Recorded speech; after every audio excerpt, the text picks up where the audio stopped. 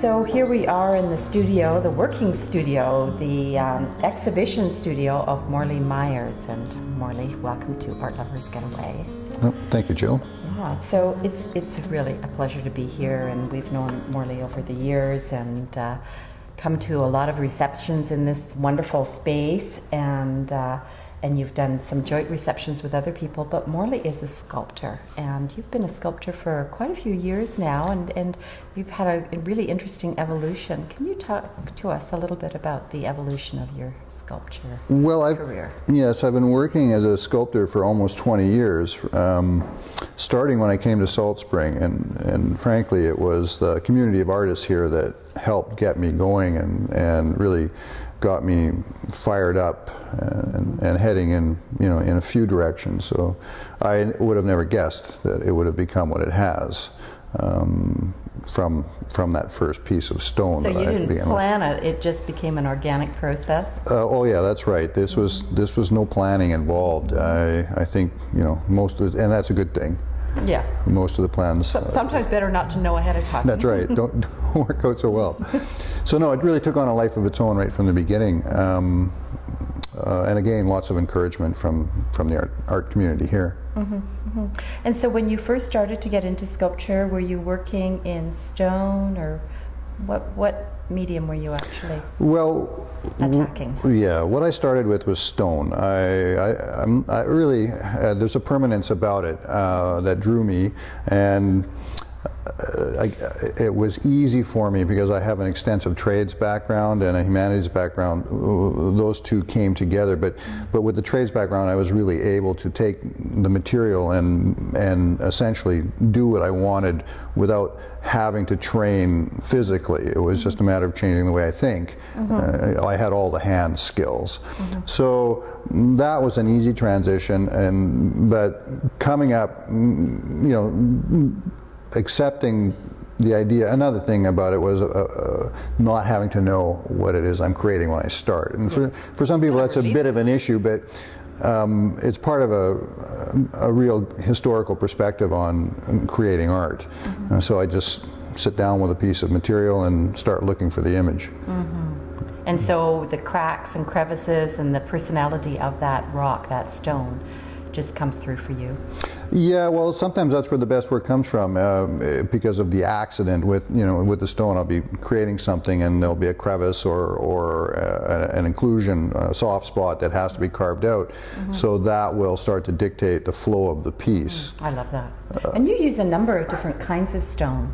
That's right. I work with primarily soft stone, alabasters, and a lot of soapstone. Mostly from 1 to 3 in a hardness scale, so I don't have to get too geared up with the diamond cutting equipment. Yeah. Just go back a little bit.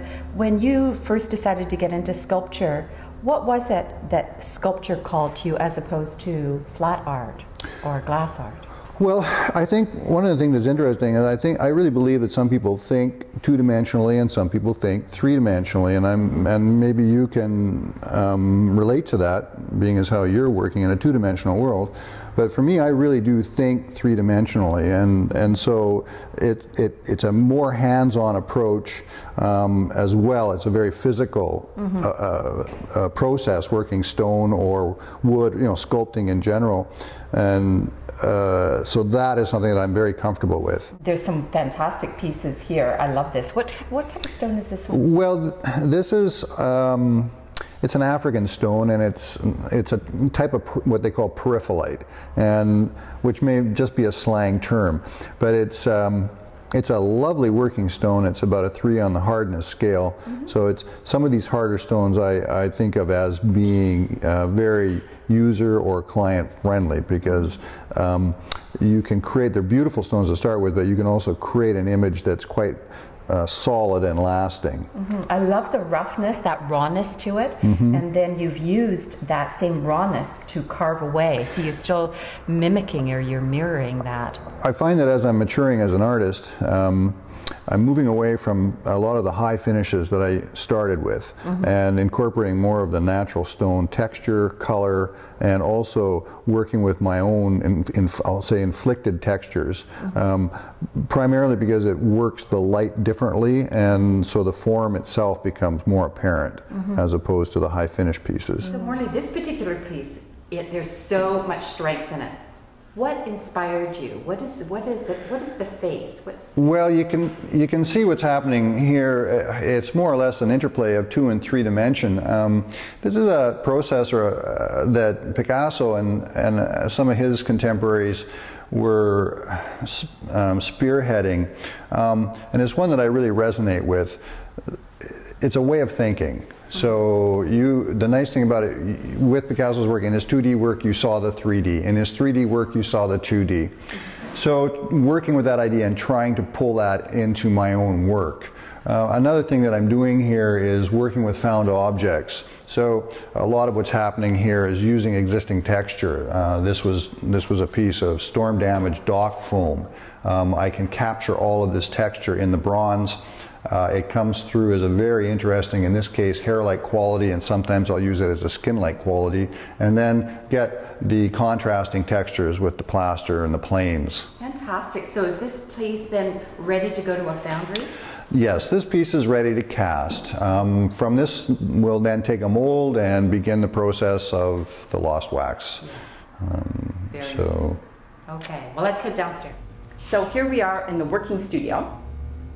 Pretty fantastic. And huge ceilings. I mean, you could really go high. Oh yeah, this is great. I've got the space both for large work and or getting work out of my way. It's also there's a light quality here, but mostly it's the space. Yes, this is wonderful. And then you've got the garage door. You can wheel stuff out and transport them off to That's right. next exhibition. I'm not dragging anything up and down stairs. No, it works really well. Again, the way I've got it set up with some of the different tools that I need and taking advantage of the space, this is great. And then having these different pedestals here, so you can really just walk right around and well, what you need to do. Yes, I've got lots on the go, and some of these are designed for different things. For some of them are for welding and some of the metal work I do, but it's set up. It took me years to figure it out, but it's pretty much set up well in the way I want it to work now. Very cool. So now, is this piece, getting ready for a foundry? That's right. This is a piece that I just finished, and it's ready. It's a plaster on foam. It's ready. It's being shot already for by the photographer. So the images are on or up, going up on the website, and then it's ready for the foundry to pull a mold from and actually create the bronze.